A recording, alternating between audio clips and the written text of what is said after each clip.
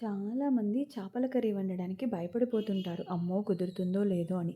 కాకపోతే నేను చెప్పే సింపుల్ టిప్స్ పాటించండి. ఖచ్చితంగా కుదురుతుంది. అండ్ మీతో మళ్ళీ మళ్ళీ చేపించుకొని తింటారు. చేపలు మనకి వీలున్నంత వరకి లైవ్ ఫిష్ తీసుకోవడానికే ట్రై చేయండి. అంటే బ్రతికున్న చేపలు. కుదరకపోతే తప్పదనుకో. సో వాటిని మనం ఫ్రెష్‌గా కడుక్కొని ఇలా పెట్టేసుకోవాలి. తరువాత తగినంత చింతపండు తీసుకొని వాటర్ పోసేసి నానబెట్టేసుకోవాలి. ఒక 3 ఆనియన్స్ తీసుకోండి. నేను సింపుల్ టిప్స్ అన్నాను కదండీ! నేను చెప్పబోయే మొదటి టిప్ ఇదే. సో, మన 3 ఆనియన్స్‌లో 2 ఆనియన్స్ తీసేసుకొని ఫ్రై చేసేసుకోవాలి. నార్మల్‌గా ఆనియన్‌ని స్టవ్‌కి పెట్టి కాలుస్తారు. అలా స్టవ్‌కి పెట్టి కాలవడం అంత మంచిది కాదండి. అలా కాకుండా ఇలా ట్రై చేయండి. చాలా బాగుంటుంది టేస్ట్. సో, అలా డీప్ ఫ్రై చేసేసుకోవాలి. కొంచెం బ్రౌన్ వచ్చే వరకి. నేను ఆయిల్ అంతా తీసుకున్నాను అని ఏం కంగారు పడకండి. ఆ ఆయిల్‌ని మళ్ళీ రీయూజ్ చేసుకుందాము. సో, అలా బ్రౌన్ కలర్‌లోకి వచ్చాయి కదండీ! వాటిని తీసేసి పక్కన పెట్టేసుకోవాలి. ఇలా మొత్తం తీసేసుకున్నాక మనం వీటిని గ్రైండ్ చేయాలి. గ్రైండ్ చేస్తే పేస్ట్ లాగా వస్తుంది కదండీ! దీనివల్లనే మనకి పులుసు లూజ్‌గా ఉండకుండా కొంచెం థిక్‌గా ఉంటది. అండ్ ఈ ఆయిల్‌ని చెప్పాను కదండీ! మళ్ళీ వాడేసుకుందాము. నా నెక్స్ట్ టిప్ వచ్చేసి మెంతాకు అండి. మెంతాకు మనం పోపులో వేసుకోవాలి. మెంతి అండ్ జీలకర్ర పౌడర్‌తో పాటు ఇది కూడా మనం ముందుగా పోపులో వేసుకుంటే చాలా బాగుంటుంది టేస్ట్.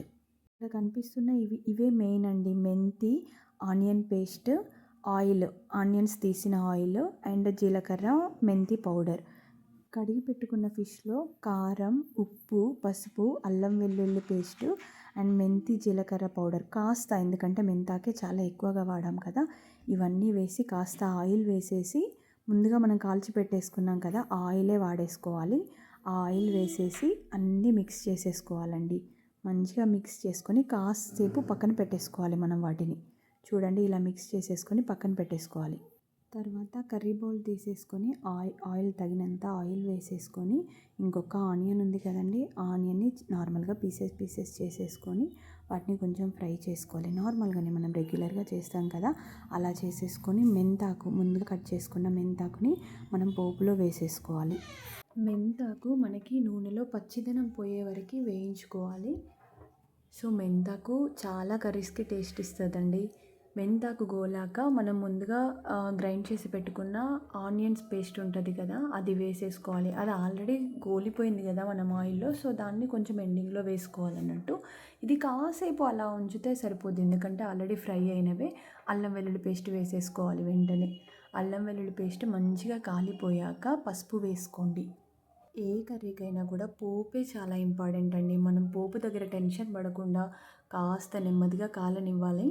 కాలాక మనం ముందుగా కలిపి పెట్టేసుకున్న ఫిష్, చేప ముక్కలన్నిటిని పోపులో వేసేసుకోవాలి. చాలామంది చేపల్ని పులుసులో వేస్తారు. అలా అయితే కొంచెం నీచు స్మెల్ అది వస్తుందండి.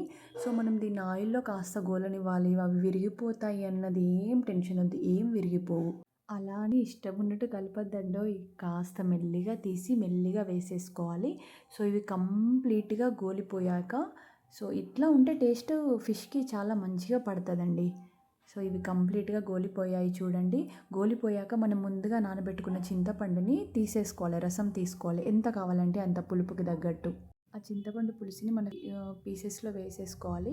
చేపల పులుసులో వేసేసుకొని కాస్త మనం జీలకర్ర అండ్ మెంతి వేసేసుకోవాలి పౌడర్. కాకపోతే చాలా తక్కువ వేసుకోవాలండి. ఎందుకంటే మనం ముందుగానే మెంతి పోపులో వేసుకున్నాం. చేదెక్కిపోతది లేదంటే ఎక్కువ వేస్తే. ఒక 5 మినిట్స్ అలా ఉంచేసి కొత్తిమీర వేసేసుకొని దించేసుకోవాలండి. ఎందుకంటే మనకు ఆల్రెడీ అన్నీ కుక్ అయిపోయినాయి. ఎక్కువ టైం పట్టదు. సో, మన చేపల కర్రీ రెడీ అయిపోయిందండి. మీరు ముక్క విరిగిపోద్దని అనుకున్నారు కదండీ! చూడండి ఎంత గట్టిగా అలాగే ఉంది. పోపులో వేస్తేనే ఇంకా పులుసుకి ఇంకా గట్టి పడుతుంది ముక్క. సో, మీరు కూడా ట్రై చేసి నచ్చితే లైక్ చేయండి. సబ్స్క్రైబ్ కూడా చేసుకోండి.